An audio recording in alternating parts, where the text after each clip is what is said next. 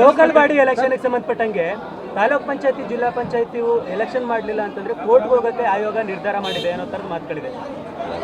ಚುನಾವಣಾ ಆಯೋಗ ಹೈಕೋರ್ಟ್ಗೆ ಹೋಗುತ್ತೆ ಅಂತ. ನಾವು ಎಲೆಕ್ಷನ್ ಮಾಡೋಕ್ಕೆ ತಯಾರಾಗಿದ್ದೀವಿ. ಲೋಕಸಭೆ ಕೌಂಟಿಂಗ್ ಆದಮೇಲೆ ತಾಲೂಕು ಪಂಚಾಯತಿ ಜಿಲ್ಲಾ ಪಂಚಾಯತಿ ಗ್ರಾಮ ಪಂಚಾಯತಿ ಚುನಾವಣೆಯಲ್ಲಿ ಮಾಡ್ತೀವಿ. ಗ್ರಾಮ ಪಂಚಾಯತಿ ಅಲ್ಲ, ತಾಲೂಕು ಪಂಚಾಯತಿ ಜಿಲ್ಲಾ ಪಂಚಾಯತಿ ಚುನಾವಣೆ ಮಾಡ್ತೀವಿ. ಬೆಂಗಳೂರು ಕಾರ್ಪೊರೇಷನ್ ಚುನಾವಣೆಯನ್ನು ಕೂಡ ಮಾಡ್ತೀವಿ.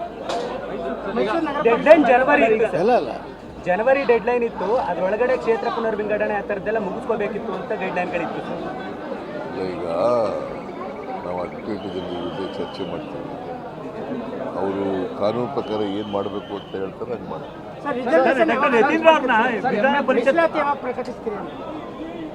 ಈಗ ಆದಷ್ಟು ಜಾಗ್ರತೆ ಮಾಡಲೇಬೇಕಲ್ಲ. ಡಿಲಿಮಿಟೇಷನ್ ಆದಮೇಲೆ ರಿಸರ್ವೇಷನ್. MLC ಚುನಾವಣೆಗೆ ಸಂಬಂಧಪಟ್ಟ ಯತೀಂದ್ರ ಅವರು ಕೂಡ MLC ಆಗ್ತಾರೆ ಅಂತ ಕೇಳ್ಬಾರ್ದು.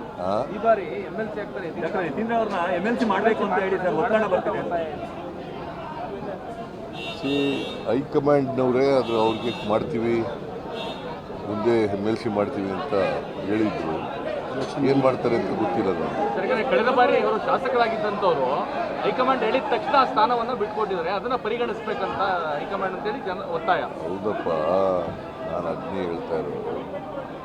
ಹೋದ ಸಾರಿ ನಾನು ಕೋಲಾರದಿಂದ ನಿಲ್ಲಬೇಕು ಅಂತ ಇದ್ದೆ. ಹೈಕಮಾಂಡ್ನವರು ಕೋಲಾರ ಬೇಡ ವರ್ಣದಲ್ಲೇ ನಿಲ್ಲಬೇಕು ಅಂತ ಹೇಳಿದರು. ಆಮೇಲೆ ನಮ್ಮ ಹುಡುಗ ಅಲ್ಲಿ MLA ಆಗಿದ್ದಲ್ಲ, ಸಿಟ್ಟಿಂಗ್ MLA, ಯತೀಂದ್ರನಿಗೆ ನಿಮ್ಮ ತಂದೆಗೆ ಬಿಟ್ಕೊಡು, ನಿನಗೆ MLC ಮಾಡೋಣ ಅಂತ ಹೇಳಿದ್ರು. ಏನು ಮಾಡ್ತಾರೆ ಅಂತ, ಏನು ತೀರ್ಮಾನ ಮಾಡ್ತಾರೆ ಅಂತ ಗೊತ್ತಿಲ್ಲ. ಇವರು DK ಶಿವಕುಮಾರ್ ಅವರ ಆಡಿಯೋ ಇರೋದ್ರಿಂದ ಅವ್ರನ್ನೇ ವಿಚಾರಣೆ ಮಾಡಬೇಕು ಅನ್ನೋದು ಆಗ್ರಹ ಕುಮಾರಸ್ವಾಮಿ ಅವರು. ಈಗ ನೋಡ್ರಿ, ಅವ್ರ ಅಣ್ಣನ ಮಗ ರೇಪ್ ಅಂತ ರೇಪು, ಸೆಕ್ಸುವಲ್ ಹರಾಸ್ಮೆಂಟ್ ಎಲ್ಲ ಮಾಡಿ ವಿಡಿಯೋ ಬಿಡುಗಡೆ ಮಾಡಿದ್ರು ಅನ್ನೋದು ಇಂಪಾರ್ಟೆಂಟ್ ಅಲ್ಲ. ಯಾರು ರೇಪ್ ಮಾಡಿದ್ದಾರೆ ಅದು ಅಪರಾಧ, ದೊಡ್ಡ ಅಪರಾಧ. ಅದನ್ನು ಡೈಲ್ಯೂಟ್ ಮಾಡೋಕ್ಕೋಸ್ಕರ ಕುಮಾರಸ್ವಾಮಿ ಏನೇನೋ ಮಾತಾಡ್ತಾ ಇದ್ದಾರೆ. DK ಶಿವಕುಮಾರ್ ಮೇಲೆ ಹೇಳೋದು, ಇನ್ನೊಬ್ಬರ ಮೇಲೆ ಹೇಳೋದು.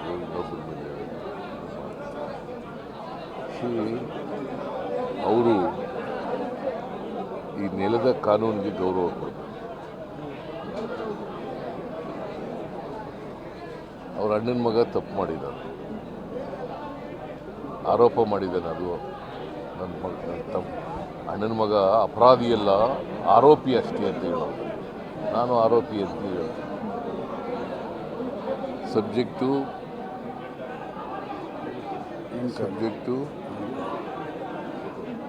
Prove in the court.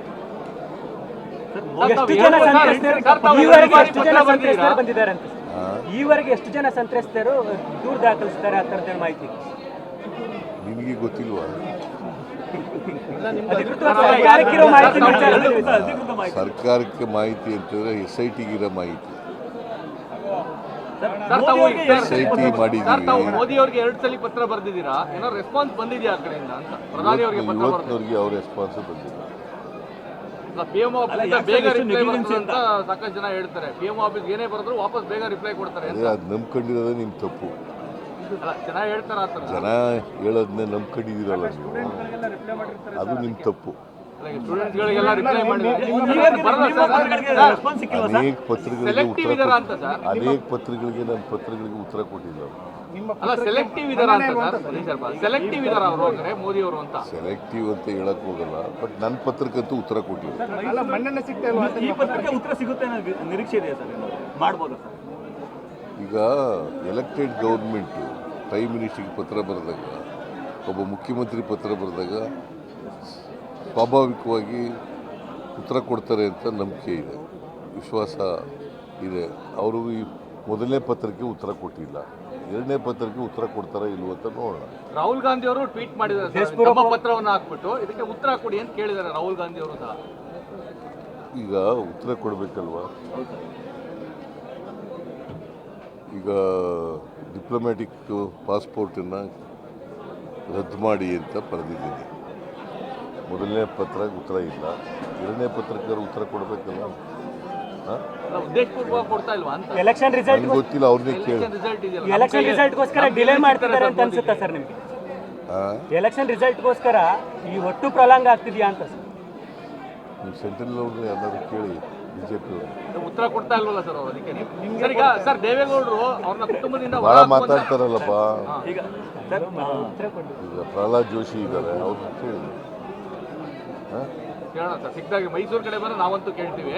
ಮೈಸೂರಿಗೆಲ್ಲ ನಿಮ್ಮ ಬೆಂಗಳೂರಿನವ್ರಿಗೆ ಅವ್ರಿಗೆ ಕೇಳಕ್ಕೆ ಕೇಳಕ್ಕೆ ಸರ್ ಈಗ ದೇವೇಗೌಡರು ಕುಟುಂಬದಿಂದ ಹೊರ ಹಾಕುವಂತ ಮಾತನಾಡಿದ್ದಾರೆ. ಪ್ರಜ್ವಲ್ ರೇವಣ್ಣನ ಕುಟುಂಬದಿಂದ ದೂರ ಮಾಡಬೇಕಾಗ್ತದೆ ಅಂತ ಈಗಲೂ ಮಾತು ಕೇಳಿಲ್ಲ ಅಂದ್ರೆ ಇವ್ರಿಗೆ ಗೊತ್ತಿಲ್ಲದೆ ಹೊರಟೋದ್ರ ಅವರು. ಪ್ರಜ್ವಲ್ ರೇವಣ್ಣ ಮನೆಯವ್ರಿಗೆ ಯಾರಿಗೂ ಹೇಳದೆ ಹೊರಟೋಗಿದ್ದಾನ? ಹೇಳಪ್ಪ ನೀನು.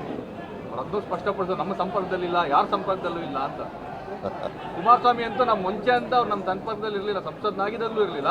ವಿದೇಶಕ್ಕೆ ಹೋದಾಗ ನನ್ನ ಜೊತೆ ಇರ್ತಾನ ಅಂತ ಪ್ರಶ್ನೆ ಕೇಳ್ತಾರೆ ಅವ್ರು. ಮತ್ತೆ ಪ್ರಚಾರ ಮಾಡಕ್ಕೆ ಹೋಗಿ ಇವ್ರು ನನ್ನ ಮಗ ಅಂತ ತಿಳ್ಕೊಳ್ಳಿ ಅಂತ ಹೇಳಿದ್ದು ಆಗ ಸಂಪರ್ಕ ಅಲ್ವ ಅದು?